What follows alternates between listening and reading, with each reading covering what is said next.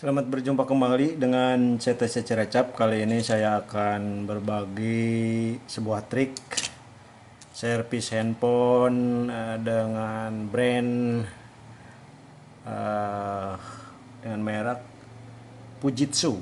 Ini Fujitsu F01 F Aero NX Docomo. Ini dengan kendala kerusakan pada saat dinyalakan. Ini bootloop atau tidak masuk ke sistem, gagal booting. Jadi hanya tampil logo, balik lagi, nyala lagi, seperti itu. Dari keterangan yang punya handphone, ini katanya pada saat main game ada telepon masuk WhatsApp, lalu diterima dan akhirnya seperti itu, bootloop restart.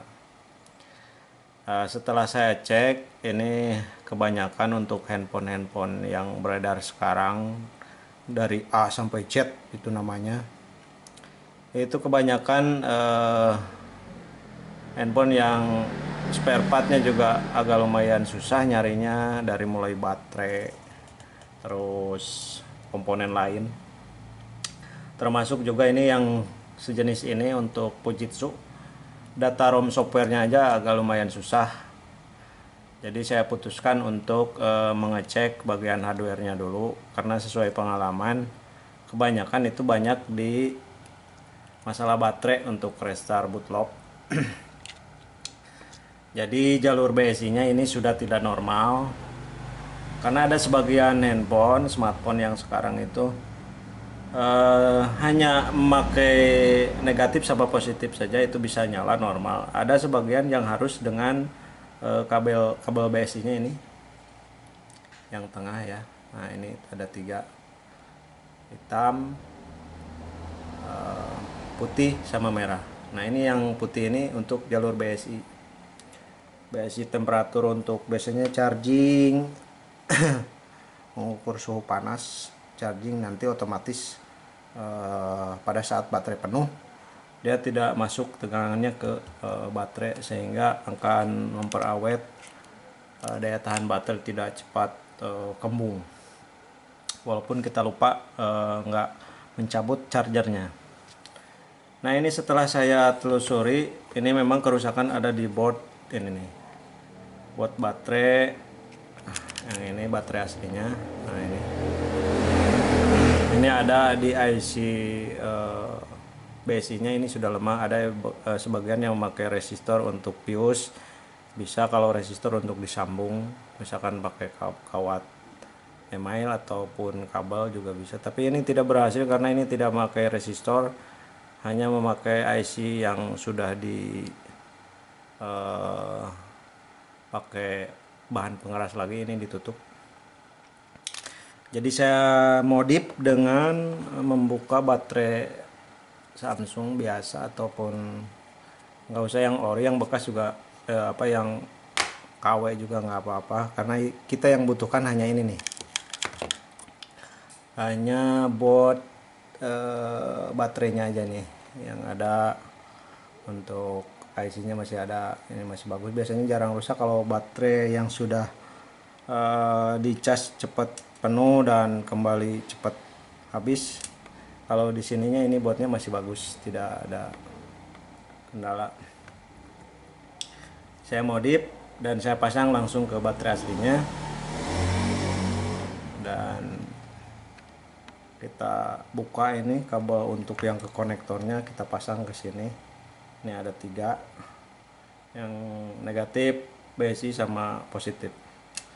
Kita akan coba nyalakan. Kalau memang ini kendala di baterai pasti berhasil, karena saya tidak kendala awal ini saya tidak videokan, karena memang ini sudah saya tadi coba jumper tapi ternyata tidak berhasil.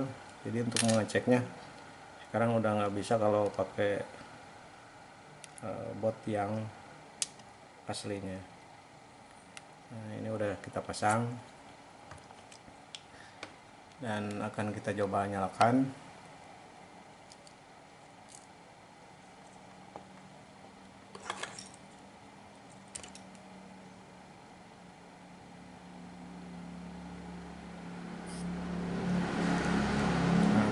ini sudah nyala ya, sudah nyala. Apakah bisa masuk ke sistem, bisa booting?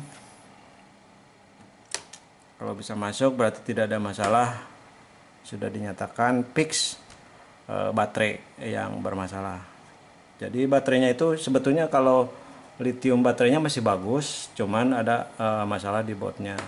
Jadi untuk baterainya masih bisa kita gunakan, karena kalau kita beli baru juga memang agak susah, terus lumayanlah menghemat biaya kalau kita beli. Nah, ini udah bisa masuk ke menu, berarti tidak ada masalah dan normal.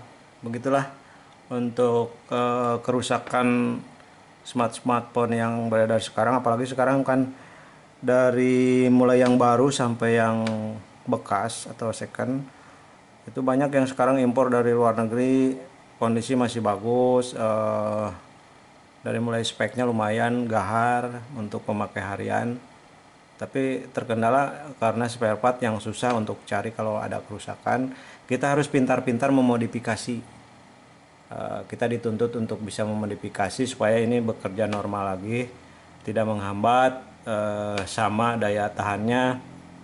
Karena bisa dipastikan kalau misalkan handphone dari luar negeri yang diimpor ke kita itu yang bekas, itu ada masa pakai di sananya udah berapa tahun, baru ini dilempar ke sini, ke negara kita. Ini sudah dipastikan banyak yang harus diganti, mulai harus diganti. Jadi spare part itu sudah ada yang ada usia, kekuatan satu spare part itu udah mulai harus ada yang diganti. Itu saja, semoga bermanfaat. Jika dirasa berguna, silakan subscribe dan nyalakan lonceng, dan nantikan video-video selanjutnya saling berbagi tutorial ataupun servis dari mulai elektronik, handphone, komputer dan yang lainnya. Terima kasih.